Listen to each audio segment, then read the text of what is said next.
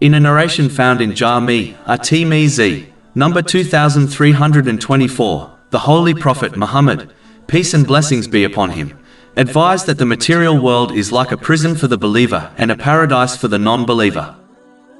Muslims have been commanded to live by a specific code, namely, to fulfill the commands of Allah, the Exalted, refrain from His prohibitions, and face destiny with patience according to the traditions of the Holy Prophet Muhammad, peace and blessings be upon him.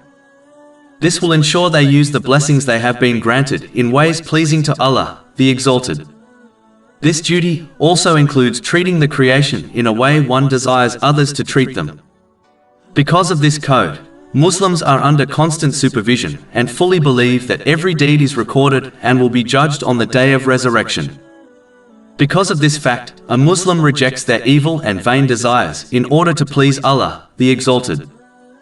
They continue in this way until they are released from this prison and reach the eternal bliss of the hereafter.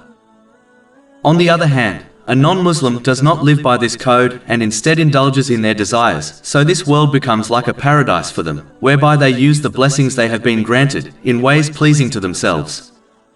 But if they die in this state, the hereafter will become their eternal prison.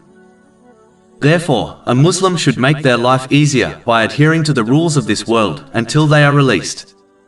But if they keep breaking them, they will only face one hardship after another, just like a prisoner faces hardship if they keep breaking the rules of their prison.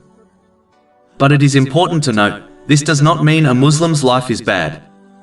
It only means they are constantly being observed and must live by a code in order to succeed. They must use their blessings in ways pleasing to Allah, the Exalted. The truth is that the one who obeys Allah, the Exalted, correctly will find peace of mind and body, even if outwardly they appear to be in a difficulty. This is because Allah, the Exalted, the controller of hearts, places contentment in their heart. Chapter 16 and now, verse 97. Whoever does righteousness, whether male or female, while he is a believer, we will surely cause him to live a good life, and we will surely give them their reward in the hereafter according to the best of what they used to do. This is directly opposite to those who use the blessings they have been granted in ways pleasing to themselves.